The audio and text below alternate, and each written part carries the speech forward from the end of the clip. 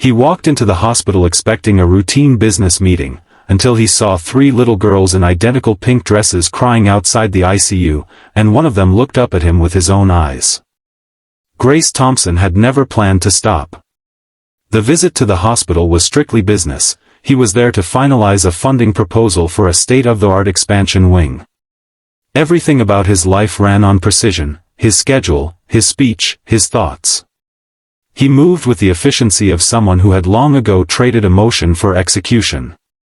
Dressed in a flawlessly tailored navy suit, his briefcase in one hand, his phone in the other, he stepped out of the elevator on the 4th floor, ready to walk straight into a closed-door meeting with the hospital board. But that was before he saw them. Just outside one of the patient rooms in the hallway, 3 little girls stood side by side, their tiny hands clinging to each other. They couldn't have been more than 5 years old.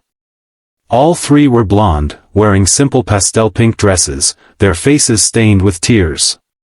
One girl hugged a stuffed rabbit so tightly it looked like it might fall apart. Another wiped her eyes with the back of her hand. The 3rd stared blankly at the floor, her lips trembling. It was the kind of image you don't prepare for, something so out of place in his carefully ordered world that he almost kept walking. But then one of them looked up. Her eyes were the first thing he noticed, wide, brown, and too familiar. Something about the curve of her cheek, the shape of her mouth, the way her eyebrows lifted slightly in distress, it all hit him like a memory he didn't expect to confront. He stopped in his tracks, not knowing why, just knowing he couldn't take another step forward. There were no nurses around, no adults in sight. The girls were alone. Something twisted in his chest as he walked toward them, slowly, like approaching a fragile animal that might bolt at any moment. He cleared his throat gently and crouched to their level. "Hey," he said, keeping his voice soft. "Are you girls all right? Did you get separated from someone?" The tallest of the 3 shook her head.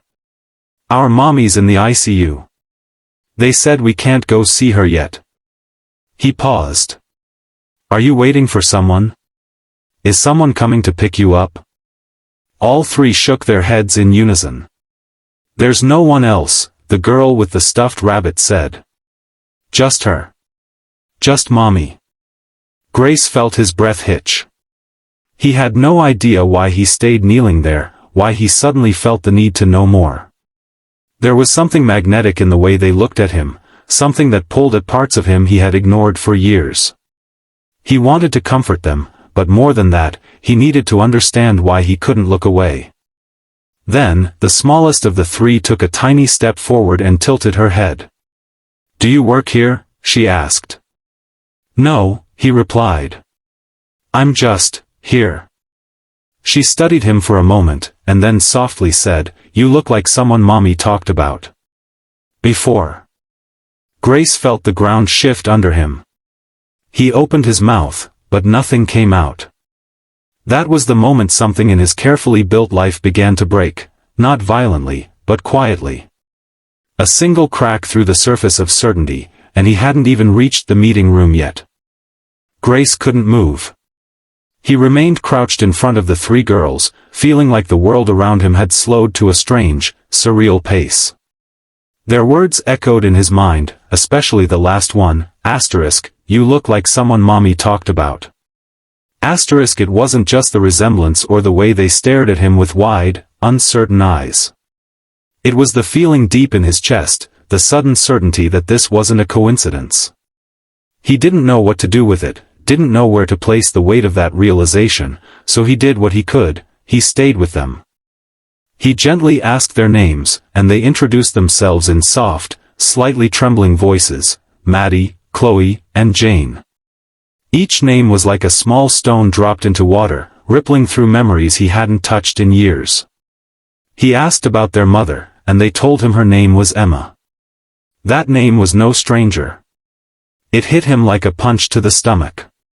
He remembered Emma perfectly, the warmth in her voice, the way she used to laugh at things no one else found funny, how she had once looked at him like he was the only man in the world. They had shared something real, something brief but unforgettable. And then she had vanished. They hadn't spoken in 5 years. He had searched once, half-heartedly, early on, but work had swallowed him whole, and he had let her memory drift further and further away. Until now. Until these 3 girls who looked like they might carry pieces of him in their faces were standing in a hospital hallway with nowhere to go. Grace stood slowly and glanced around.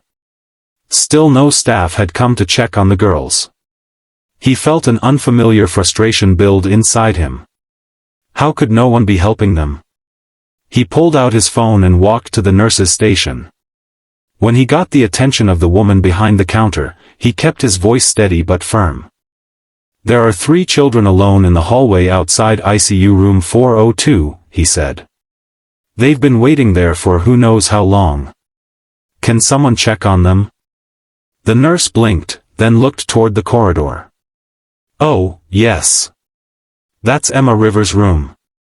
The girls have been waiting most of the day. We've been short-staffed, and since they weren't technically patients." He didn't let her finish. "They're 5. And they're terrified. Someone needs to be responsible for them." She gave him a slightly defensive nod. "I'll notify the social worker." But Grace had already turned back. He didn't need someone else to step in. He couldn't explain it, but he felt something shift inside him. A sense of urgency mixed with responsibility. It wasn't charity. It wasn't guilt. It was something far deeper. When he returned to the girls, they were sitting on the floor now, holding hands, huddled close. He crouched again, this time more slowly. "Your mom," he said gently. "She and we knew each other a while ago." Chloe, the middle girl, tilted her head. "Are you a friend?" "I think I used to be," he said quietly. "Mommy never talks about friends anymore," Maddie added. "Only work. And bedtime stories." Grace felt something inside him crack again.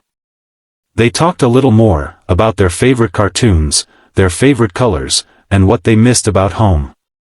None of them cried anymore, but they still clung to one another as if letting go would shatter the fragile safety they'd built in that hallway. When the social worker finally arrived, a kind woman with tired eyes and a clipboard, Grace stood to meet her. She asked who he was, and for a brief moment, he didn't know what to say. "I'm someone who used to matter to their mother," he said. "And I think I might matter to them too." He stayed while the girls were taken to a small waiting room with toys and juice boxes. He gave his number to the social worker and asked for updates. He wasn't sure what would come next, but one thing was clear, he wasn't walking away. Not from Emma. Not from these girls. Not from the life that had just reappeared without warning and demanded to be faced. The hours that followed passed in a haze for Grace, but everything inside him remained sharply alert. He hadn't returned to his meeting. The thought of discussing funding proposals while Emma lay unconscious in intensive care and 3 little girls waited alone in a side room felt almost grotesque. Instead, he spent that day and the next trying to understand what had happened to the woman he once knew and the life that had unfolded in his absence. He learned from the social worker that Emma had been admitted the previous night following a sudden medical crisis. Details were sparse, but the seriousness was clear. She was unconscious and stable, but in critical condition. No other relatives had been listed, no emergency contacts. Just the children. Just Emma. It was that detail, no one else, that haunted him. Grace had spent the past 5 years believing Emma had chosen a life without him, that whatever they'd shared had been fleeting or not enough. But now he was beginning to wonder if her silence had come from something else, fear, protection, or sacrifice. He thought back to how their relationship had ended. It wasn't a fight or betrayal. It was a slow drift, caused by the growing gap between her quiet world and his corporate climb. She had said goodbye in a note, one he barely had time to read at the time. He remembered her writing that she needed something real and steady, and that she hoped he would someday find it too. He hadn't. Not until now. That afternoon, he stood in the hallway again, this time outside Emma's room, with the steady beep of monitors faintly audible through the door. A nurse allowed him in for a few minutes. Emma looked so small in the hospital bed. Her blonde hair was damp around her temples, her skin pale, her breathing slow and mechanical.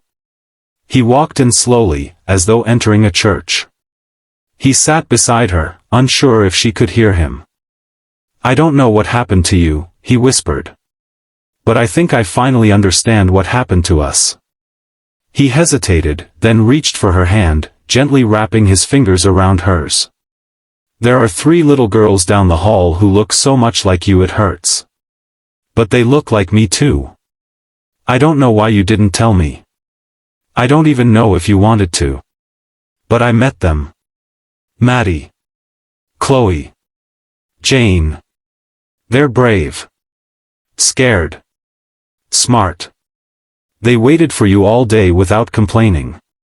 I've never seen anything like it." His throat tightened. The words came slower. "Emma. I think they're mine too." He didn't expect a response, but he saw her fingers twitch slightly beneath his. Maybe it was a reflex. Maybe it wasn't. Either way, it was enough to make him stay another hour, just sitting there, telling her about everything she'd missed, how cold the hallway had been, how Chloe had tried to explain her dream to him in full detail, how Maddie had stood in front of her sisters like a little soldier, and how Jane had quietly clung to the bunny the entire time without saying a word.